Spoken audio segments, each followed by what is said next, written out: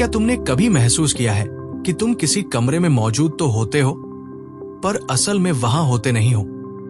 लोग बोलते हैं, हंसते हैं, आंखों से आंखें मिलाते हैं, फैसले लेते हैं, और तुम बस एक खाली कुर्सी जैसे हो जिस पर किसी की नजर ठहरती नहीं। तुम कुछ कहना चाहते हो, पर लगता है जैसे आवाज हवा में घुल जाएगी, किसी के भीतर पहुंचेगी ही नहीं। सामने बैठे लोग ऐसे दिखते हैं जैसे किसी और ही स्तर पर जी रहे हों। उनके चेहरे पर एक अजीब सा ठहराव है, आंखों में एक ऐसा भरोसा जो शब्दों का मोहताज नहीं, और तुम अपने भीतर एक सिकुड़न महसूस करते हो, जैसे तुम्हारी मौजूदगी से कमरे के तापमान में कोई फर्क नहीं पड़ता। ये दर्द पैसों का नहीं होता, नहीं काबिलियत का। ये दर्द होता है अदृश्य होने का। अजीब बात है, दुनिया में सबसे भारी चीज शोर नहीं होती, सबसे भारी होती है खामोशी। कुछ लोग कुछ बोलते नहीं, फिर भी पूरा कमरा उनकी तरफ झुक जाता है। कोई उन्हें बुलाता नहीं, फिर भी लोग खुद उनके आसपास इकट्ठा हो जाते हैं। ऐसा नहीं कि वे अलग पैदा होते हैं, ऐसा भी नहीं कि वे ज्यादा जानते हैं। फर्क बस इतना होता है कि वे अपने होने को हल्का नहीं बनाते। मैंने ये बात पहली बार तब महसूस की जब मैं एक बड़े से हॉल में खड़ा था। चारों तरफ वही चेहरे थे जिनके नाम अखबारों में छपते थे, जिनके फैसलों से हजारों जिंदगियां बदल जाती थी। मैं वहां था, पर कोई मुझे देख नहीं रहा था। तभी एक आदमी अंदर आया, साधारण कपड़े, कोई दिखावा नहीं, न कोई शोर, न कोई घोषणा। पर जैसे ही वो अंदर आया, बातचीत की आवाज धीमी हो गई। कुछ लोग अनजाने में सीधे खड़े हो गए, कुछ ने अपनी बात बीच में ही रोक दी। वो आदमी मुस्कुराया भी नहीं, बस रुका, इधर उधर देखा और आगे बढ़ गया। बाद में किसी ने फुसफुसाकर बताया, वही आदमी जिसने एक कंपनी को मिट्टी से उठाकर दुनिया के नक्शे पर रख दिया था। उसका नाम ज्यादा जरूरी नहीं था, ज्यादा जरूरी था उसका असर। उस दिन मुझे पहली बार समझ आया कि ताकत हमेशा बोलती नहीं है, कभी कभी वो बस मौजूद रहती है और लोग खुद ब खुद उसे जगह दे देते हैं। ऐसा ही कुछ मैंने राजनीति में देखा। एक बूढ़ा सा आदमी जिसकी आवाज अब तेज नहीं थी, जिसके शब्दों में जोश नहीं था। जब वो बोलता, लोग तालियां नहीं बजाते थे, पर जब वो चुप होता तब सब चुप हो जाते थे। उसकी आंखें बोलती थी, उसकी चुप्पी सवाल बन जाती थी, और लोग उन सवालों का जवाब देने के लिए खुद को बदल लेते थे। धीरे धीरे मुझे एहसास हुआ कि ताकतवर लोग भीड़ में नहीं दिखते। वे भीड़ को अपने चारों ओर मोड़ लेते हैं। वे किसी को प्रभावित करने की कोशिश नहीं करते, वे बस खुद को छोटा होने से मना कर देते हैं। एक बार एक बड़े उद्योगपति से मिलने का मौका मिला। मैं तैयार होकर गया था, सवालों की लिस्ट दिमाग में थी, शब्दों को तराश कर रखा था। पर जैसे ही मैं उसके सामने बैठा, सब बिखर गया। उसने मुझसे ज्यादा कुछ पूछा नहीं, बस 2-3 बातें कही और ज्यादा समय खिड़की से बाहर देखता रहा। मुझे लगा शायद उसे मेरी बातों में दिलचस्पी नहीं।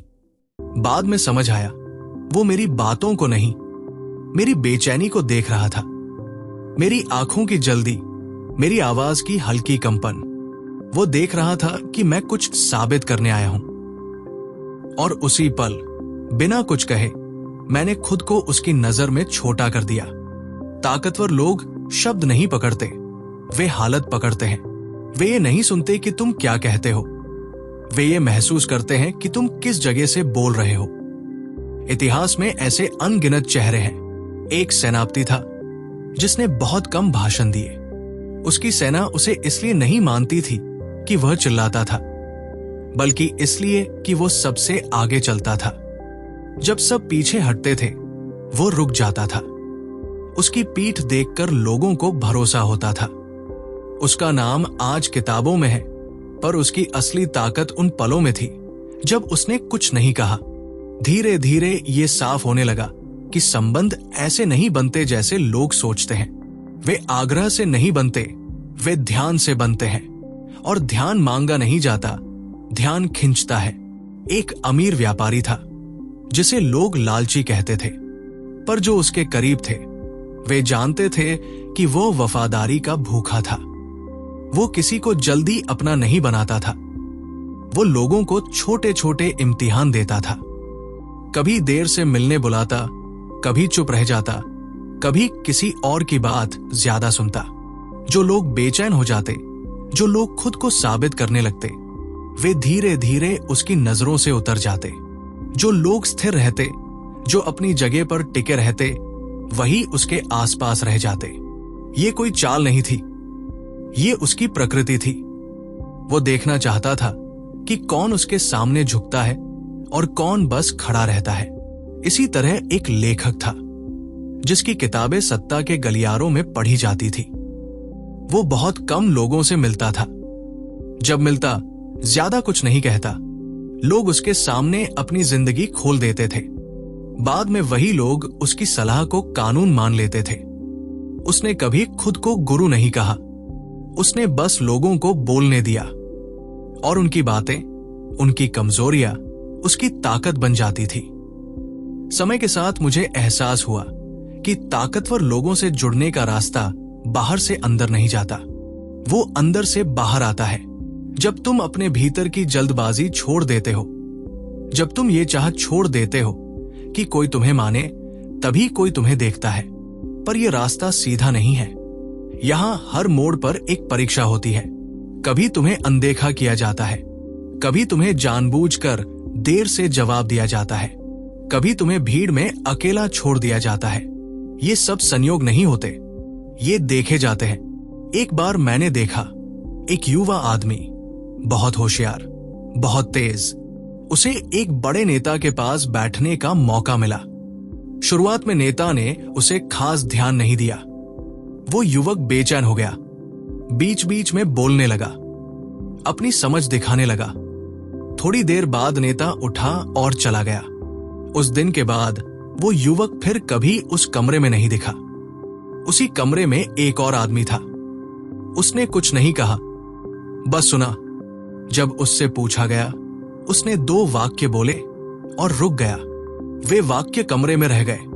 नेता ने जाते जाते उसकी तरफ देखा, बस एक नजर, पर उस नजर में एक संकेत था। मैं तब समझ नहीं पाया। अब समझ आता है कि कुछ नजरें दरवाजे खोल देती है। और जैसे जैसे ये एहसास गहराता गया, एक नाम बार बार हवा में तैरने लगा। किताबों में, फुसफुसाहटों में, सत्ता के पुराने किस्सों में। एक आदमी जिसने इंसानों की चालें लिखी पर किसी को उपदेश नहीं दिया, जिसने ताकत को आईने में दिखाया पर उसे सुंदर बनाने की कोशिश नहीं की। उसका नाम अभी जरूरी नहीं है।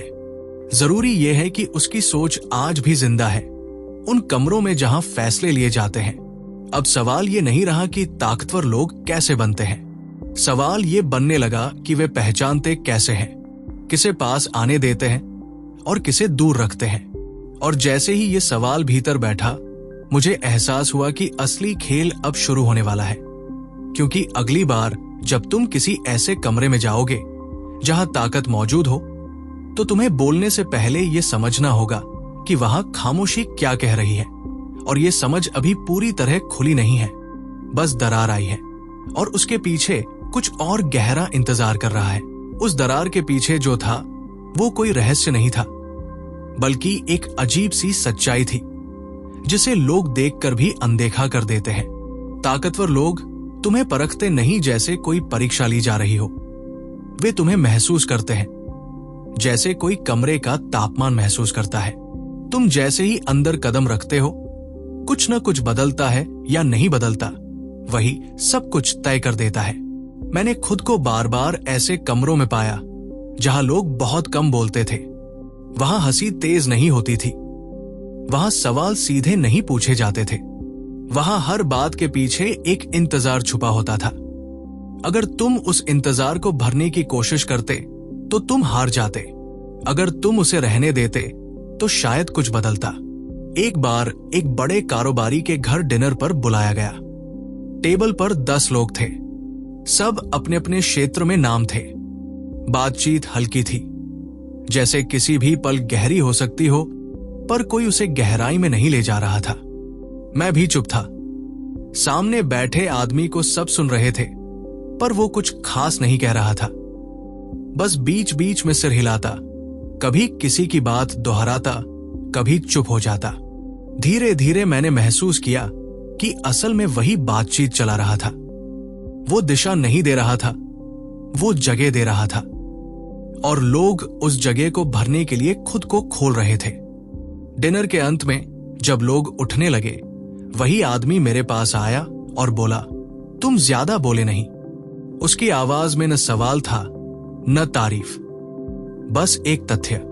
मैंने कहा, सुनना जरूरी लगा। वो मुस्कराया नहीं, बस इतना कहा, ज्यादातर लोग सुनने से डरते हैं, और चला गया। उस एक वाक्य ने मुझे रात भर सोने नहीं दिया।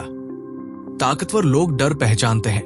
वे ये नहीं देखते कि तुम कितने आत्मविश्वासी दिखते हो, वे देखते हैं कि तुम किस चीज से भाग रहे हो। अगर तुम बोलकर अपनी कीमत साबित करना चाहते हो, तो वे समझ जाते हैं कि तुम खुद पर भरोसा नहीं करते। इतिहास में एक राजा था जिसके दरबार में हर कोई बोलना चाहता था।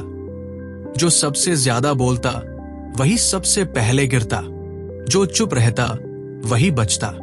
राजा को चुप्पी पसंद थी, क्योंकि चुप्पी में असली चेहरे दिखते हैं। एक दिन एक दरबारी ने हिम्मत करके कहा, महाराज, मैं आपकी सेवा करना चाहता हूं। राजा ने उसकी तरफ देखा और पूछा, अगर मैं तुम्हें देखना बंद कर दूं, तो क्या तुम फिर भी यहां खड़े रहोगे? दरबारी का चेहरा उतर गया। कुछ ही महीनों में वो दरबार से बाहर था। ये खेल हमेशा ऐसा ही रहा है। जो ध्यान का भूखा होता है, वो ताकत के पास टिक नहीं पाता। एक आधुनिक नेता को मैंने करीब से देखा। लोग कहते थे वो बहुत चालाक है, पर मैंने उसे घंटों तक बस लोगों को देखते पाया। वो बैठकों में देर से आता, पर सबसे पहले जाता।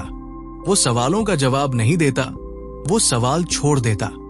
लोग उन्हीं सवालों पर बहस करते रहते, और जब फैसला होता तो वही फैसला होता जो उसने बिना बोले चाहा था।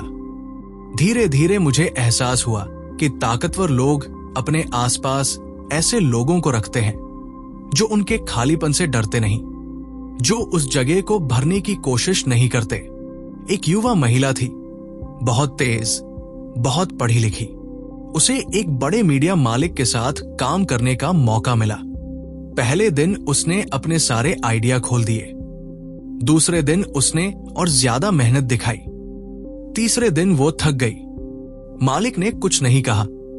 चौथे दिन वो नहीं बुलाई गई। उसी जगह एक और व्यक्ति था जिसने पहले दिन कुछ नहीं दिखाया। दूसरे दिन सिर्फ एक सवाल पूछा। तीसरे दिन वो चुप रहा। चौथे दिन उसे अकेले में बुलाया गया। ये सब देखकर एक बात साफ होने लगी। संबंध मांग से नहीं बनते, वे भरोसे से बनते हैं। और भरोसा वहां पैदा होता है जहां तुम अपनी बेचैनी छुपाने की कोशिश नहीं करते, बल्कि उसे पालते भी नहीं। इसी बीच एक पुरानी किताब हाथ लगी। उसमें किसी नियम का जिक्र नहीं था, बस इंसानों की आदतें थी, उनके डर, उनकी भूख, उनकी निष्ठा। पढ़ते पढ़ते ऐसा लगा जैसे कोई मेरे दिमाग के अंदर बैठा हो। उस लेखक का नाम बाद में पता चला। वो सदियों पहले मर चुका था, पर उसकी समझ आज भी जिंदा थी।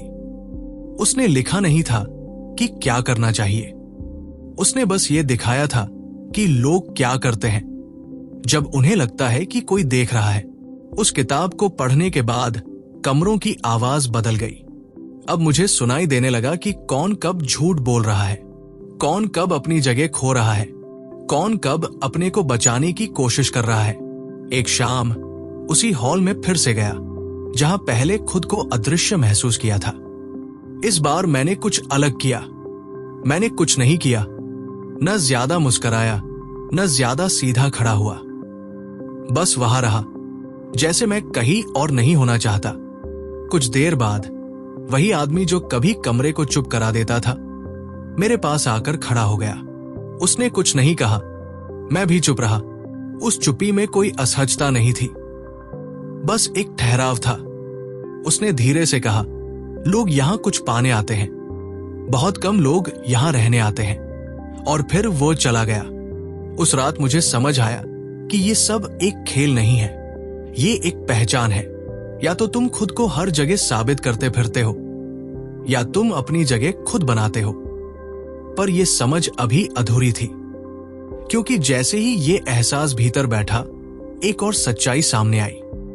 हर ताकतवर व्यक्ति तुम्हें पास नहीं बुलाता, कुछ तुम्हें दूर रखते हैं जानबूझकर। वे देखते हैं कि तुम उस दूरी को कैसे सहते हो। क्या तुम खिसकते हो या वही टिके रहते हो? और यही वो जगह है जहां ज्यादातर लोग टूट जाते हैं। मुझे लगा था मैं समझ गया हूं, पर असली परीक्षा अभी बाकी थी, क्योंकि अगली बार जब एक ऐसा मौका आया जहां मुझे जानबूझकर नजरअंदाज किया गया और पूरे कमरे ने मुझे देखना बंद कर दिया, तब मेरे भीतर कुछ हिलने लगा। और वहीं से कहानी का अगला और ज्यादा अंधेरा हिस्सा शुरू होने वाला था। उस नजरअंदाजी में कोई शोर नहीं था, कोई अपमान नहीं था, फिर भी वो भीतर तक चुभ रही थी। लोग मेरे पास से ऐसे गुजर रहे थे जैसे मैं दीवार का हिस्सा हूं। पहले जहां सिर हिलाकर अभिवादन होता था, अब वहां खाली आंखें थी। और यही वो पल था जहां ज्यादातर लोग टूट जाते हैं, क्योंकि जब ताकत तुम्हें अनदेखा करती है तो वो तुम्हारे भीतर बैठे डर को बाहर खींच लाती है। मेरे भीतर भी वही डर हिल रहा था। कुछ करने का मन, कुछ कहने की बेचैनी, खुद को फिर से दिखाई देने की चाह। पर उसी बेचैनी के बीच एक और आवाज थी, बहुत धीमी, लगभग फुसफुसाहट जैसी। वो कह रही थी, यही वो जगह है जहां सब तय होता है।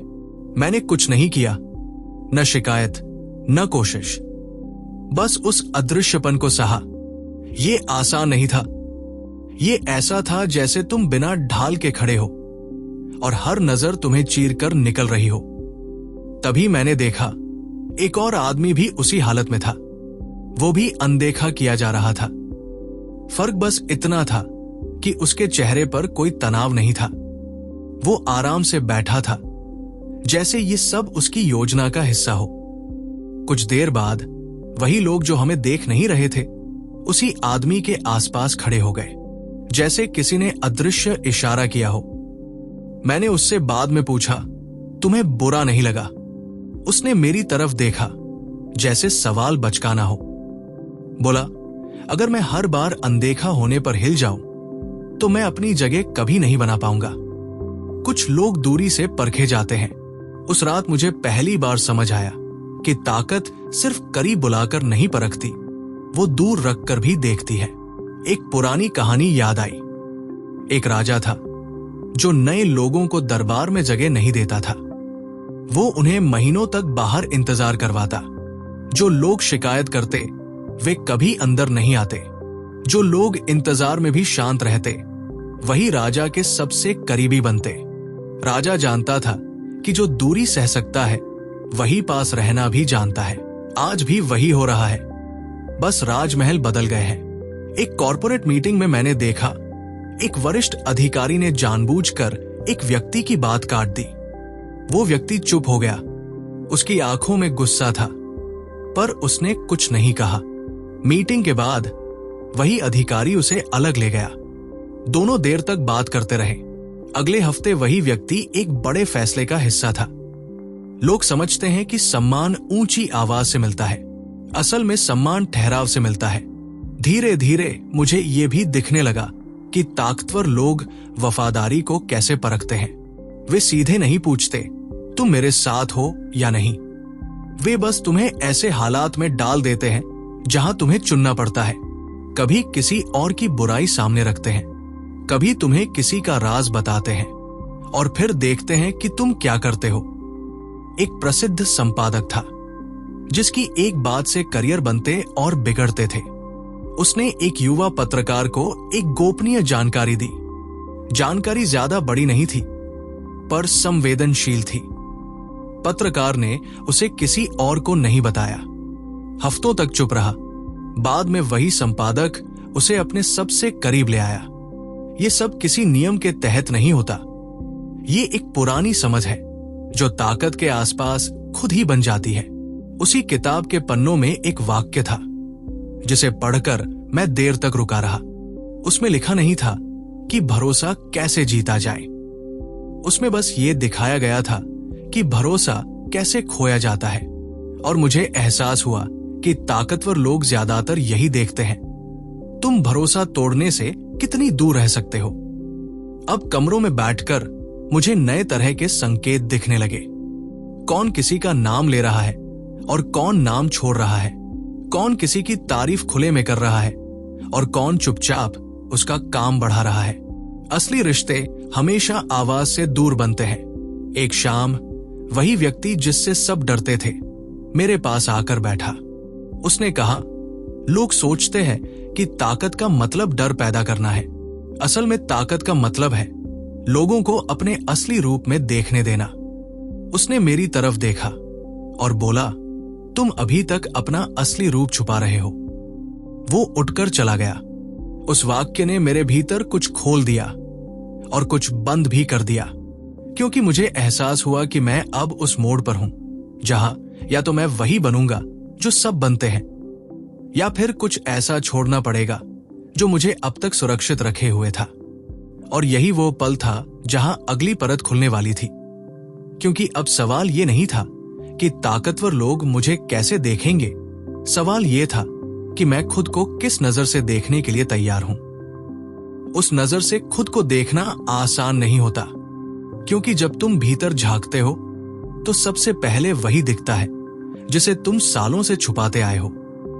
अपनी जरूरत, अपनी चाह कि कोई तुम्हें माने, अपनी वो भूख जिसे तुम काबिलियत का नाम देते रहे।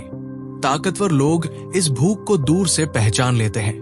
वे इसे सूंघते हैं और जहां उन्हें ये गंध मिलती है वे या तो दूरी बना लेते हैं या फिर उसका इस्तेमाल करते हैं। मैंने अपने भीतर उस भूख को पहली बार साफ देखा। वो बहुत चुपचाप बैठी थी, पर हर फैसले को हिला देती थी। जब कोई मुझे नजरअंदाज करता वो जाग जाती, जब कोई मुझे सुनता वो फूल जाती। और मुझे समझ आया कि जब तक ये भूख मेरे चेहरे पर लिखी रहेगी तब तक कोई भी मुझे बराबरी से नहीं देखेगा। एक बार एक बहुत ही प्रभावशाली व्यक्ति के साथ लंबी यात्रा करनी पड़ी। ट्रेन का डिब्बा शांत था, बाहर अंधेरा भाग रहा था। हम आमने सामने बैठे थे। मैंने सोचा था अब बातचीत होगी, अब कुछ बड़ा सुनने को मिलेगा। पर उसने किताब खोली और पढ़ने लगा। घंटे बीत गए, उसने एक बार भी मेरी तरफ नहीं देखा। पहले मुझे लगा शायद वो मुझे नीचा दिखा रहा है, फिर लगा शायद मैं उसके लायक नहीं हूं। फिर धीरे धीरे कुछ और हुआ। उस चुप्पी में मेरी बेचैनी थक गई, मेरे सवाल बुझ गए, मेरी उम्मीदें बैठ गई और पहली बार मैं बस बैठा रहा बिना किसी मकसद के। यात्रा के अंत में उसने किताब बंद की और कहा, ज्यादातर लोग मेरे साथ बैठकर कुछ पाना चाहते हैं। तुम पहले हो जो कुछ नहीं चाहता दिखा। फिर वो चला गया। उसने कोई वादा नहीं किया, कोई संपर्क नहीं दिया। फिर भी उस एक वाक्य ने मेरे भीतर जगह बना ली। ताकतवर लोग देने से पहले देखते हैं कि तुम लेने के बिना रह सकते हो या नहीं। धीरे धीरे मुझे ये भी समझ आने लगा कि हर ताकतवर इंसान दोस्त नहीं ढूंढता, कुछ सहयोगी ढूंढते हैं, कुछ आईने, कुछ ऐसे लोग जो उनके आसपास रहकर भी उनकी परछाई न बने। एक महिला थी जिसने अपने दम पर एक पूरा साम्राज्य खड़ा किया था। उसकी मौजूदगी कमरे को भारी कर देती थी। लोग उससे डरते थे, पर जब वो बोलती उसकी आवाज में कठोरता नहीं होती थी, बस साफपन होता था। उसने एक बार कहा, मुझे ऐसे लोग पसंद नहीं जो मुझसे सहमत हो। मुझे ऐसे लोग चाहिए जो मेरे सामने खड़े रह सके बिना कांपे। उसके साथ काम करने वाले ज्यादातर लोग ज्यादा दिन नहीं टिके। जो टिके वे वही थे जिन्होंने उसकी असहमति को निजी अपमान नहीं बनाया। यही एक और परत खुली। ताकतवर लोग तुम्हें ये नहीं देखते कि तुम उनसे कितना प्रभावित हो। वे देखते हैं कि तुम उनसे असहमत होकर भी कितने स्थिर रह सकते हो। एक बहस के दौरान मैंने पहली बार ऐसा किया। सब एक तरफ झुक रहे थे। माहौल किसी एक फैसले को आगे बढ़ा रहा था। मुझे लगा ये सही नहीं है। पहले वाला मैं चुप रहता। इस बार मैंने बस एक वाक्य कहा, शायद हम कुछ भूल रहे हैं, और फिर चुप हो गया। न तर्क न जिद। कमरा शांत हो गया। किसी ने मेरी तरफ देखा, किसी ने नहीं। मीटिंग आगे बढ़ गई। मुझे लगा मैंने गलती कर दी। मीटिंग के बाद वही सबसे ताकतवर व्यक्ति मेरे पास आया और बोला, अगली बार वो बात पूरी कहना। आज तुमने सिर्फ दरवाजा खोला। मुझे तब समझ आया कि ताकतवर लोग हमेशा हाँ कहने वालों से घिरे रहते हैं। जो उन्हें एक साफ शांत ना दे सके वही उन्हें याद रहते हैं। पर यह भी उतना ही सच था कि हर बार बोलना जरूरी नहीं। असली संतुलन यहां है, कब खड़े रहना है और कब बैठ जाना है, कब चुप्पी को ढाल बनाना है और कब उसे तोड़ देना है। और यही ज्यादातर लोग चूक जाते हैं। वे एक भूमिका पकड़ लेते हैं, या तो हमेशा बोलने वाले बन जाते हैं या हमेशा चुप रहने वाले। ताकतवर लोग किसी भूमिका में नहीं फंसते, वे पल को पढ़ते हैं। अब मुझे समझ आने लगा था कि ये सब किसी किताब की सीख नहीं है। ये एक धीमी समझ है जो हर मुलाकात, हर नजर, हर अनदेखे पल से बनती है। पर जैसे जैसे ये समझ गहरी होती गई, वैसे वैसे एक खतरा भी साफ दिखने लगा। क्योंकि जितना ज्यादा तुम इस खेल को समझते हो, उतना ही ज्यादा तुम अकेले होते जाते हो। पुरानी मासूमियत टूटने लगती है, लोगों की बातें हल्की लगने लगती है, और एक समय ऐसा आता है जब तुम्हें तय करना पड़ता है कि तुम इस समझ के साथ जी पाओगे या नहीं। और ठीक इसी मोड़ पर मुझे एक ऐसा प्रस्ताव मिला जो बाहर से बहुत साधारण था, पर भीतर से बहुत भारी। एक ऐसा मौका जहां अगर मैं हाँ कह देता तो मैं उस दुनिया के और अंदर चला जाता, और अगर ना कह देता तो शायद फिर कभी वहां खड़ा ना हो पाता। मैंने उस प्रस्ताव को हाथ में लिया, और उसी पल मुझे एहसास हुआ कि अब ये कहानी सिर्फ देखने और समझने की नहीं रही, अब ये चुनने की हो गई थी। और ये चुनाव आसान नहीं होने वाला था। उस प्रस्ताव में कोई चमक नहीं थी, न कोई बड़ी रकम, न कोई ऊंचा पद। बस एक जगह थी, एक खाली कुर्सी और कुछ नाम जो अभी बोले नहीं गए थे। कहा गया था, तुम आ सकते हो, सुन सकते हो, बोलना जरूरी नहीं। ये वही वाक्य था जो बाहर से हल्का लगता है पर भीतर से बोझ बन जाता है।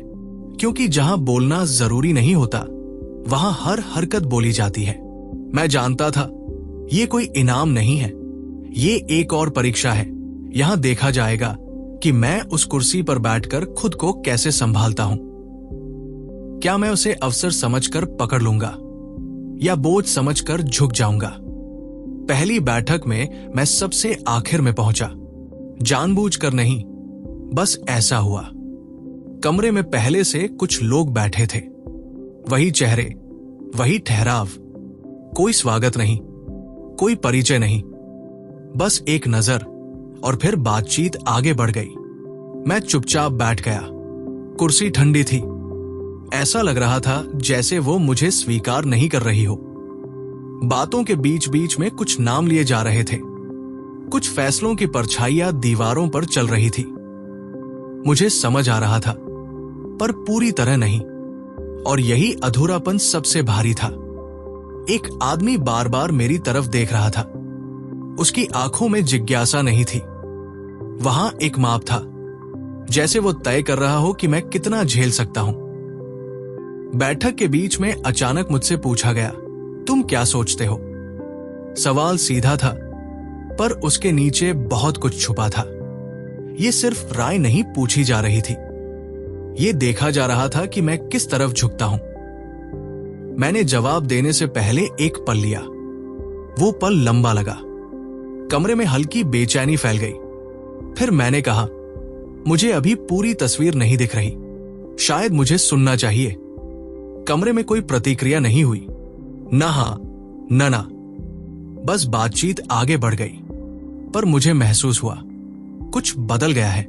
वो आदमी जिसने मुझे मापा था अब नहीं देख रहा था, जैसे उसका काम पूरा हो गया हो। बैठक के बाद कोई मेरे पास नहीं आया, कोई हाथ नहीं मिलाया। मैं बाहर निकल आया, रास्ते में सोचता रहा, क्या ये सही था? शायद मुझे कुछ कहना चाहिए था।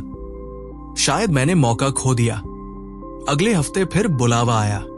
वही कुर्सी, वही ठंड, इस बार बातें और गहरी थी। कुछ लोगों की अनुपस्थिति भी दिख रही थी। कोई आया नहीं था, कोई हटाया गया था, कोई खुद हट गया था। इस बार मैंने ज्यादा सुना, कम बोला। जब बोला तो सिर्फ इतना कि एक सवाल छोड़ दूं और फिर चुप हो जाऊं। सवाल ऐसे थे जिनका जवाब तुरंत नहीं मिलता, और मुझे दिख रहा था लोग उन सवालों को अपने साथ ले जा रहे हैं। एक दिन बैठक के बाद वही सबसे प्रभावशाली व्यक्ति मेरे साथ लिफ्ट में आया। लिफ्ट नीचे जा रही थी। उसने बिना मेरी तरफ देखे कहा, लोग सोचते हैं कि यहां जगह पाने का मतलब सुरक्षित होना है। असल में यहां जगह पाने का मतलब है हर दिन असुरक्षित होना। लिफ्ट रुक गई। वो बाहर चला गया। मैं वही खड़ा रह गया। अब मुझे साफ दिखने लगा था कि इस दुनिया में हर रिश्ता बराबरी का नहीं होता। कुछ रिश्ते वजन पर टिके होते हैं, और ये वजन शब्दों से नहीं, सहन शक्ति से मापा जाता है। पर इसी के साथ एक और सच्चाई उभर रही थी। जितना ज्यादा मैं इस जगह के भीतर जा रहा था, उतना ही मैं पुराने लोगों से दूर होता जा रहा था। जिनके साथ कभी खुलकर हंसता था, अब उनके साथ बातें हल्की लगती थी। वे मुझे बदला हुआ कहने लगे थे, और शायद वे गलत नहीं थे। एक रात देर तक जागते हुए मुझे एहसास हुआ कि ताकत के पास आने की एक कीमत होती है। वो कीमत अक्सर अकेलापन होती है, और ये अकेलापन शोर नहीं करता। ये बस धीरे धीरे सब कुछ अलग कर देता है। और ठीक तभी जब मैं इस नए ठहराव का आदी होने लगा था, एक और घटना हुई। एक नाम जिसे सब आदर से लेते थे, अचानक बातचीत से गायब हो गया। कोई वजह नहीं बताई गई, कोई सवाल नहीं पूछा गया, बस जैसे वो कभी था ही नहीं। मैंने किसी से पूछा नहीं, पर मेरे भीतर सवाल उठ रहा था। अगर वो हटाया जा सकता है तो कोई भी हटाया जा सकता है। यहां स्थिरता नहीं है, यहां सिर्फ संतुलन है। और उसी पल मुझे एहसास हुआ कि अब मैं सिर्फ देख नहीं रहा हूं, अब मैं भी इस संतुलन का हिस्सा बन चुका हूं। और जब तुम हिस्सा बन जाते हो, तब एक दिन ऐसा आता है जब किसी और को तुम्हारी वजह से अनदेखा किया जाता है। उस दिन उसी कमरे में किसी नए चेहरे ने प्रवेश किया। उसकी आंखों में वही बेचैनी थी जो कभी मेरी आंखों में थी। वो चुपचाप बैठ गया। किसी ने उसे देखा नहीं, और अचानक मुझे महसूस हुआ कि अब नजरें मेरी तरफ थी। बहुत हल्की, बहुत शांत, जैसे कोई देख रहा हो कि मैं क्या करता हूं। क्या मैं उसकी बेचैनी को अनदेखा कर दूंगा, या कुछ और वहीं उसी पल कहानी ने एक और गहरी सांस ली। क्योंकि अब सवाल यह नहीं था कि ताकत मुझे स्वीकार करेगी या नहीं। सवाल यह था कि मैं ताकत की तरह सोचने लगा हूं या नहीं। उस नई नजर का वजन अलग था। वो जांच नहीं कर रही थी, वो इंतजार कर रही थी। जैसे कोई देखना चाहता हो कि मैं अब भी वही हूं या पूरी तरह बदल चुका हूं। नए चेहरे की बेचैनी मुझे साफ दिख रही थी। उसकी उंगलियां आपस में उलझ रही थी। उसकी पीठ थोड़ी आगे झुकी हुई थी। वो यहां होना चाहता था, पर खुद से डर रहा था। कुछ पल के लिए मुझे लगा, अगर मैं चुप रहा तो सब ठीक रहेगा। यही तो मैंने सीखा था। चुप्पी, ठहराव, दूरी, यही सब मुझे यहां तक लाया था। पर उसी पल मुझे वो रात याद आई जब मैं खुद अदृश्य था, जब कोई मेरी तरफ नहीं देख रहा था, जब एक छोटी सी नजर भी मेरे लिए सहारा बन सकती थी। मैंने कुछ नहीं कहा, पर मैंने उसकी तरफ देखा। बस देखा, न मुस्कान, न इशारा, सिर्फ ये जताने के लिए कि वो खाली जगह नहीं है। बैठक आगे बढ़ गई। शायद किसी और ने ये देखा, शायद नहीं, पर मुझे महसूस हुआ कि कमरे का संतुलन हल्का सा हिल गया है। बैठक के बाद वही सबसे प्रभावशाली व्यक्ति मेरे पास आया। इस बार उसकी आवाज में कोई परीक्षण नहीं था। उसने कहा, हर कोई यहां आकर दो रास्तों में से एक चुनता है, या तो वो खुद को बचाने लगता है या फिर दूसरों को पढ़ने लगता है। बहुत कम लोग ऐसे होते हैं जो दोनों के बीच रुक सके। मैंने उससे पूछा, और जो बीच में रुक जाते हैं उनका क्या होता है? वो कुछ देर चुप रहा, फिर बोला, वही लोग असल में यहां टिकते हैं। उस रात मैं देर तक जागता रहा। अब मुझे उस पुराने लेखक का नाम याद आने लगा था, जिसे पहले मैंने सिर्फ पन्नों में महसूस किया था। वो आदमी जिसने इंसानों की फितरत को बिना सजाए लिखा था। उसने कहीं ये नहीं कहा था कि ताकत अच्छी है या बुरी। उसने बस ये दिखाया था कि ताकत आईने की तरह होती है। तुम जैसे हो वही तुम्हें लौटा देती है। मुझे एहसास हुआ कि ताकतवर लोगों से जुड़ना किसी सीढ़ी पर चढ़ने जैसा नहीं है। ये धीरे धीरे खुद को खोलने जैसा है और फिर तय करने जैसा है कि कितना खोलना है और कहाँ रुकना है। यहाँ हर कोई किसी न किसी कीमत पर टिका होता है। कोई अपने डर से, कोई अपनी भूख से, कोई अपनी चुप्पी से। अब जब मैं किसी कमरे में जाता हूं तो मैं खुद से एक सवाल पूछता हूं, क्या मेरी मौजूदगी से कुछ बदल रहा है या मैं खुद बदल रहा हूं? और यही सवाल तय करता है कि मैं बोलूंगा या नहीं। ताकतवर लोग परफेक्ट नहीं होते, वे भी डरते हैं। फर्क बस इतना है कि वे अपने डर को छुपाते नहीं, उसे इस्तेमाल करते हैं। वे लोगों को पास लाते हैं पर खुद को पूरी तरह नहीं देते। वे रिश्ते बनाते हैं पर खुद को उन रिश्तों में घोलते नहीं। और यही वो आखिरी बात है जो धीरे धीरे समझ आती है। इस दुनिया में सबसे गहरा रिश्ता वही होता है जिसमें तुम अपनी पहचान खोए बिना पास रह सको, जहां तुम न झुको न टकराओ, बस अपनी जगह पर टिके रहो। आज भी जब मैं उन कमरों में खड़ा होता हूं तो कभी कभी वही पुराना खालीपन लौट आता है। वही डर कि कहीं मैं फिर अदृश्य न हो जाऊं। पर अब मैं उस डर से भागता नहीं, मैं उसे साथ लेकर चलता हूं, क्योंकि अब मुझे पता है ताकत उन लोगों के पास नहीं होती जो सबसे ज्यादा देखे जाते हैं। ताकत उनके पास होती है जिन्हें देखकर लोग खुद को देखने लगते हैं। और अगर तुम ये समझ गए हो तो तुम किसी से जुड़ने की कोशिश नहीं करोगे, तुम बस अपनी जगह बनाओगे। और एक दिन बिना बुलाए ताकत खुद तुम्हारी तरफ मुड़कर देखेगी। और अब जब कहानी यहां रुकती है, एक बात साफ हो जाती है, ताकतवर लोगों से जुड़ना बाहर की दुनिया का खेल नहीं है, ये भीतर की यात्रा है। ये उस पल से शुरू होती है जब तुम ये स्वीकार कर लेते हो कि तुम अदृश्य महसूस करते हो, और उस दिन खत्म होती है जब तुम्हें दिखने की जरूरत ही नहीं रह जाती। ताकत उन लोगों के पास नहीं टिकती जो उसे पकड़ने दौड़ते हैं, वो उन लोगों के पास रुकती है जो अपने भीतर की बेचैनी को काबू में रखना सीख लेते हैं, जो हर कमरे में खुद को साबित नहीं करते, जो चुप्पी से डरते नहीं, जो अनदेखा होने पर टूटते नहीं, और जो पास आकर भी खुद को खोते नहीं। इस कहानी में कोई नियम नहीं थे, क्योंकि असल जिंदगी में नियम काम नहीं करते। यहां सिर्फ समझ काम करती है, और समझ धीरे धीरे बनती है, नजरों से, ठहराव से, उन पलों से जब तुम कुछ नहीं करते, और वही तुम्हारा सबसे बड़ा काम बन जाता है। अगर इस कहानी ने तुम्हारे भीतर कुछ हिलाया है, अगर कहीं तुमने खुद को देखा है, तो ये बस शुरुआत है।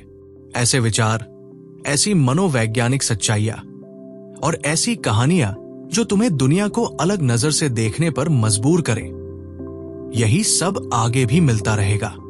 अगर तुम उस दुनिया को समझना चाहते हो जहां ताकत बोलती नहीं, बस महसूस कराई जाती है, अगर तुम उन लोगों की सोच के करीब जाना चाहते हो जिनकी मौजूदगी कमरे का माहौल बदल देती है, तो माइंडसेट माफिया यूट्यूब चैनल को सब्सक्राइब करो, क्योंकि ये सफर बाहर की दुनिया से नहीं, तुम्हारे भीतर से शुरू होता है।